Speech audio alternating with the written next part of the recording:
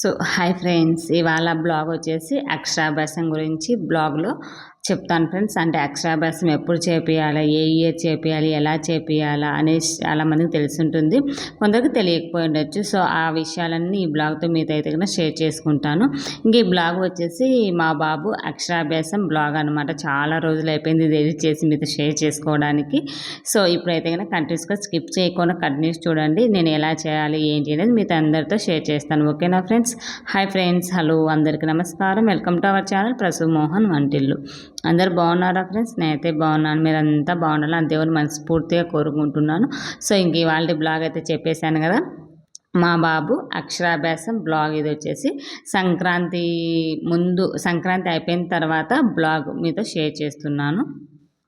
ఇంకా ఎలా చేయాలి ఏంటి అనేది ఈ బ్లాగ్లో పూర్తి వివరాలు అయితే మీకు షేర్ చేస్తాను.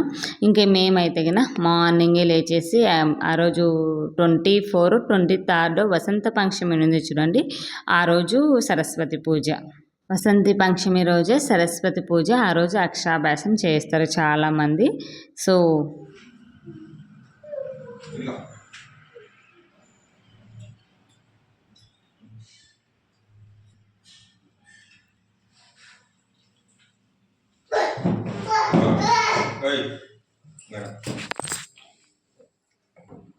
కొంచెమే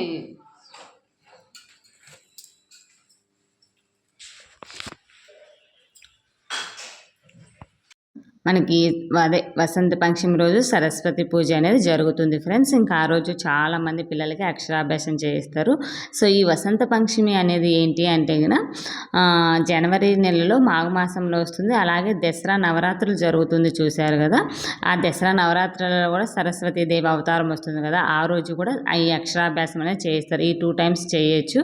చాలామంది బాసరలో కూడా చేయిస్తూ ఉంటారు. బాసరా వెళ్ళి చేయించే వాళ్ళు చాలామంది కూడా ఉంటారు. సో బాసరా వెళ్ళి చేయలేకపోయిన వాళ్ళు ఈ 2 daysలలో సంక్రాంతి ముందు తర్వాత వచ్చేది అండ్ నవరాత్రులలో వచ్చే సరస్వతి పూజ రోజు అయితే కనుక పిల్లలకి అక్షరాభ్యాసం చేయిస్తారనమాట. నేనైతే కనుక ఇంకా బాసరా ఎలాగో వెళ్ళలేను, చాలా లాంగ్. నేనైతే ఫస్ట్ టైం బాసరా వెళ్ళాలి, బాబుకి అక్షరాభ్యాసం చేయాలని చాలా ఆశలు పెట్టుకున్నాను. బట్ అది కుదరలేదనమాట. సరే ఇంకా బాబుకి కూడా 4 years వచ్చేస్తున్నాయి, స్కూల్లో జాయిన్ చేయాలి అనే ఉద్దేశంతో ఇంకా ఇక్కడే చేయించాను అనమాట. ఇది వచ్చేసి జ్ఞాన సరస్వతి పీఠం అనేసి గోదావరి గట్టున ఉంటుంది. చాలా పెద్ద టెంపుల్ కూడా ఇంకా రెనోవేషన్ జరుగుతూనే ఉంది. బయట చాలా ప్లేస్ ఉంటుంది అనమాట, అక్కడ చేస్తారు ఇది. ఇంకా ఆ రోజు మార్నింగే లేచేసి పాపనైతే స్కూల్కి అయితే పంపించేసాను. పాప స్కూల్కి పోయిన తర్వాత ఇంట్లో పూజ చేసేసుకొని టెంకాయ కొట్టుకొని ఇంకా బాబుని తీసుకొని అక్కడికి గుడి దగ్గరికి అయితే వెళ్ళాను. మేము వెళ్ళేసరికి దగ్గర 9:30, 10 అయిందండి. అప్పటికే పూజలు జరుగుతూ ఉన్నాయంటే ఇంకా ఆ రోజు మొత్తం ఈవినింగ్ వరకు అయితే పూజలు జరుగుతాయండి. బ్యాచ్ వైజ్ ఉంటుంది, టోకన్ ఉంటుంది అనమాట.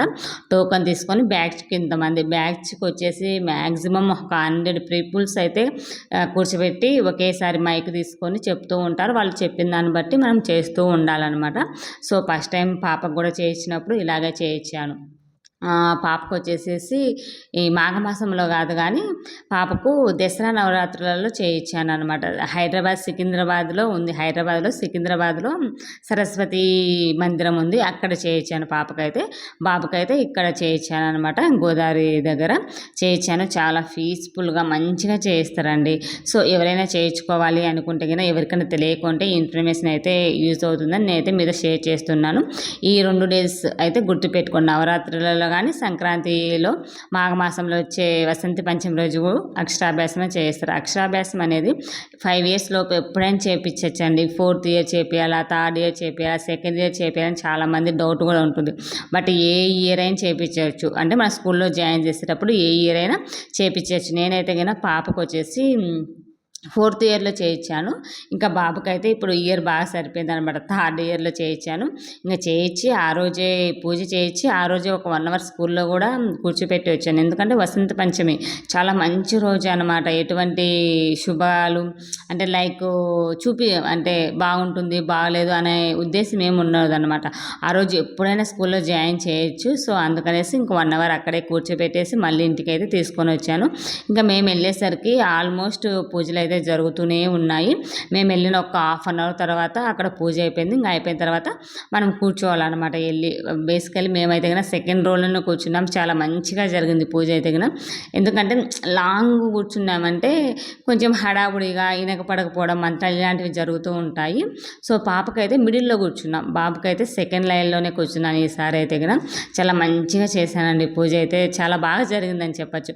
బట్ నేను చేసిన మిస్టేక్ ఏంటి అంటే కనుక ఇక్కడ ఇంటి దగ్గర నుంచి కలిసిన చెంబు ఏదైనా పర్వతం ఇలాంటివి తీసుకెళ్ళింటే బాగుందేమో అనిపించింది. ఎందుకంటే బియ్యంలో రాయిస్తారు కదా, అలాంటివి తీసుకెళ్ళింటే బాగుందేమో అనిపించింది. బట్ నేనేమనుకున్నా అక్కడే కిట్ ఇస్తారులే అనే ఉద్దేశంతో నేను ఏం తీసుకెళ్ళలేదు ఇంటి దగ్గర నుంచి అయితే కనుక. ఇంకా అక్కడే కొనుక్కున్నాను. మొత్తం కిట్టు లాగా ఉంటుంది.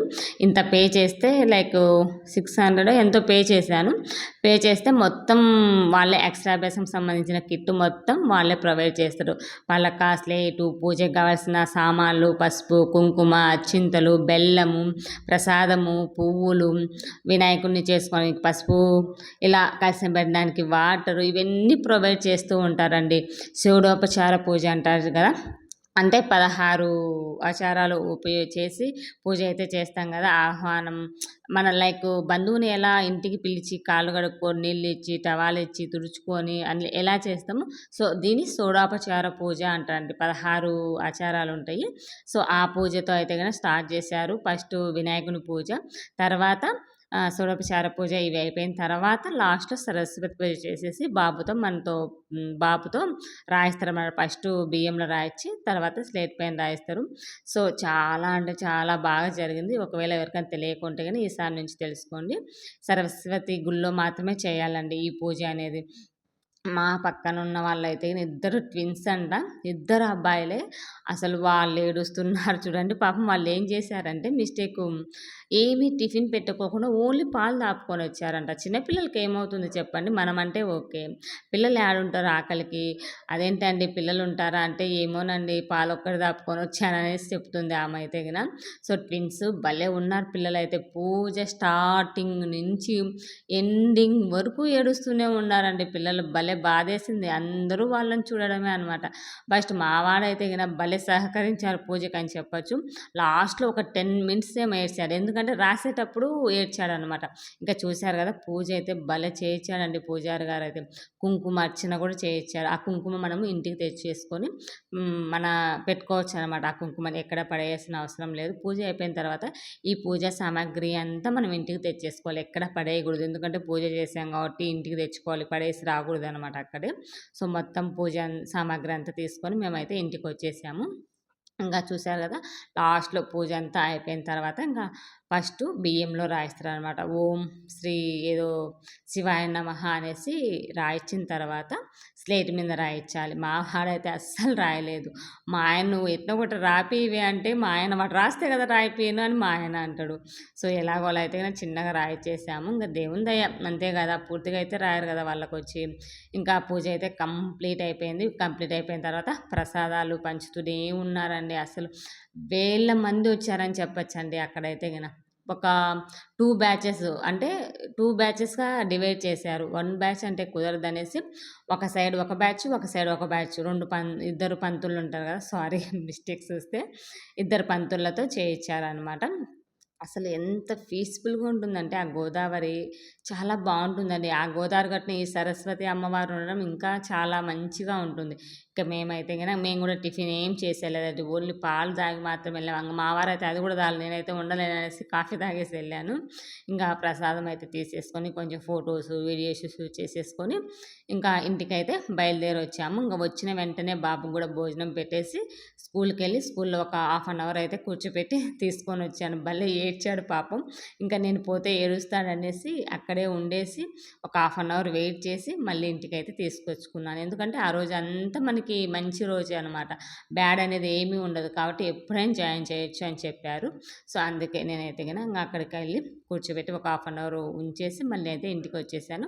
ఇంకా చూశారు కదా ఇలా బ్యాచుల్లాగా డివైడ్ చేసి.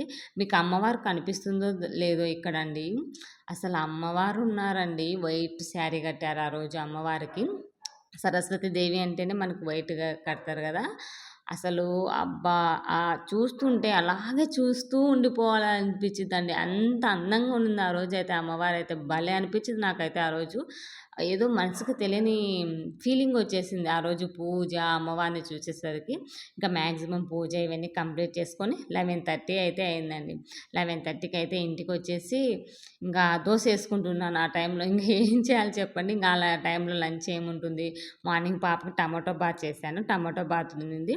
మా వారికైతే టమాటో బాతు పెట్టేసాను. ఇంక నేనైతే గిన దోసేసేసుకున్నాను. దోస అది 2 తిన్నామనమాట. ఇంక ఆ టైంలో ఎటువంటి లంచ్ ఇంగ ఏం ప్రిపేర్ చేస్తావులే అడ్జస్ట్ అవుదాంలే అని చెప్తే, సరే అన్నారు మా వారు. ఇంకా దోస అయితే వేసేసుకొని తిన్నాను. టైమొచ్చేసి 12:30 అయింది ఇంటికొచ్చేసి. ఇంక తర్వాత బాబుని తీసుకెళ్ళా స్కూల్‌కి. సో, ఇది అండి అక్షరాభ్యాసం చేసే పూర్తి వివరాలైతే ఇదే అనమాట.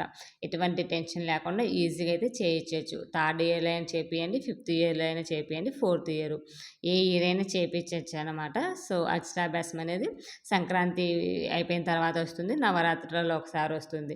ఇంక ఇవేవి లేవు అనుకుంటే బాసరలోకెళ్ళి బాసరలో అయినా చేపియొచ్చనమాట. సో, బాసర మాకు ఇక్కడి నుంచి చాలా లాంగ్ అన్నారు. 1 ½ డే పడుతుందన్నారు. సో, నేనైతే గనక ఫిక్స్ అయిపోయా బాసరలో చేపిద్దామని. సో, మా వారైతే ఒప్పుకోలేదు. ఎళ్ళలేము పిల్లల్ని తీసుకొని అంత దూరం ఎక్కడైనా దేవతే గదా! ఎక్కడైనా అదే గదా! అన్నారు. సో, ఇంక నేనైతే ఇంక ఒప్పేసుకొని ఇక్కడ చేయొచ్చనమాట. ఎలా ఉంది ఏంటి అనేది బ్లాగ్ చెప్పడం మర్చిపోవద్దు. మరో వీడియోతో మళ్ళీ కలుసుకుందాం. By by. Take care.